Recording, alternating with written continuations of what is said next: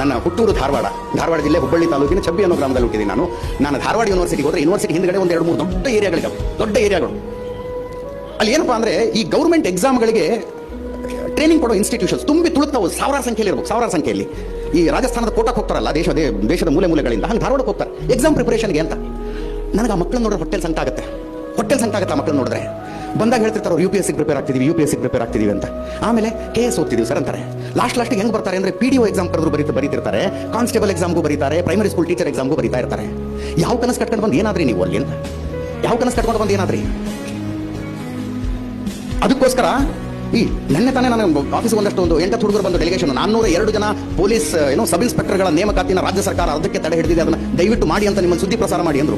ನಾನು ದೇವರಾಣೆಗೂ ಮಾಡಲ್ಲ ಸುದ್ದಿ. ನಾಳೆ 402 ಜನರ ಭವಿಷ್ಯ ಮಾಡ್ದಂಗಾಗತ್ತೆ. ನಾನು ಏನ್ ಮಾಡ್ತೀರಿ ಸಬ್ ಇನ್ಸ್ಪೆಕ್ಟರ್ ಆಗಿ? ಏನೋ ಬಂದೋಬಸ್ತ್ನಲ್ಲಿ ಸಮಸ್ಯೆ ಆಯಿತು ಅಂತ IPS ಆಫೀಸರ್ಗಳ ಮೇಲೆ ಮುಖ್ಯಮಂತ್ರಿಗಳ ಕೈ ಎತ್ತೋ ಪರಿಸ್ಥಿತಿ ನಾವು ಬದುಕ್ತಿರುವಾಗ ಸಬ್ ಇನ್ಸ್ಪೆಕ್ಟರ್ ಆಗಿ ಮಾಡೋರೇನಿದೆ ರೀ? ಸರ್ಕಾರಿ ನೌಕರಿ ಆತ್ಮಹತ್ಯೆಗೆ ಸಮ. ನನ್ನ ಹೇಳಿಕೆಯ ಬಗ್ಗೆ ಚರ್ಚೆಗಳಾದ್ರೆ ಆಗಲಿ. ಸರ್ಕಾರಿ ನೌಕರಿ ಆತ್ಮಹತ್ಯೆಗೆ ಸಮ.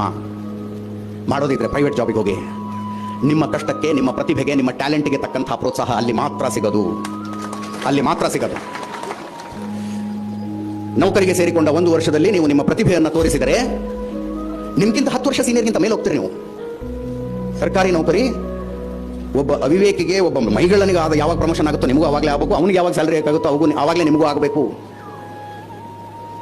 ಈ ರಾಜ್ಯದಲ್ಲಿ 2,20,00,000 ಉದ್ಯೋಗಗಳನ್ನು ಖಾಸಗಿ ಕ್ಷೇತ್ರ ಕೊಟ್ಟಿದೆ, 7 ಲಕ್ಷ ಉದ್ಯೋಗಗಳನ್ನು ಸರ್ಕಾರಿ ಕ್ಷೇತ್ರ ಕೊಟ್ಟಿದೆ. ಇನ್ನು ಕೊಟ್ಟರು ಹಬ್ಬ ಅಂದ್ರೆ 2 ಲಕ್ಷ ಉದ್ಯೋಗಗಳನ್ನು ಕೊಡಬಹುದು. ಆ ಉದ್ಯೋಗ ತಗೊಳ್ಳೋದಕ್ಕೆ ಹಗಲು ರಾತ್ರಿ ಜನ ಚಡಪಡಿಸ್ತಿದ್ದಾರೆ, ಓದ್ತಿದ್ದಾರೆ, ಕೋರ್ಟ್ಗೆ ಅಪ್ಲಿಕೇಶನ್ ಹಾಕ್ತಾರೆ, ಫ್ರೀಡಂ ಪಾರ್ಕಿಗೆ ಒಂದು ಪ್ರತಿಭಟನೆ ಕೂತ್ಕೋತಾರೆ. ಇದನ್ನು ಹುಚ್ಚುತನ ಅನ್ನೋದೇ ಇನ್ನೇನು ಅನ್ಬೇಕು. ಹೊಸ ದೇಶದಲ್ಲಿ ನಾವು ಬದುಕ್ತಾ ಇದ್ದೀವಿ. ಪ್ರಪಂಚದಲ್ಲಿ ಅತಿ ಹೆಚ್ಚು ಬಿಲಿಯನೇರ್ಗಳ ಭಾರತದಲ್ಲಿದ್ದಾರೆ. ನಂಬರ್ 1 ಅತಿ ಹೆಚ್ಚು ಬಿಲಿಯನೇರ್ಗಳ ಭಾರತದಲ್ಲಿದ್ದಾರೆ. ಹಾಗೆ ಬಿಲಿಯನೇರ್ಗಳ ಆದವರ ಪೈಕಿ 87% ಫಸ್ಟ್ ಜನರೇಷನ್ ಬಿಲಿಯನೇರ್ಸ್. 87% ಜನ ಫಸ್ಟ್ ಜನರೇಷನ್ ಬಿಲಿಯನೇರ್ಸ್.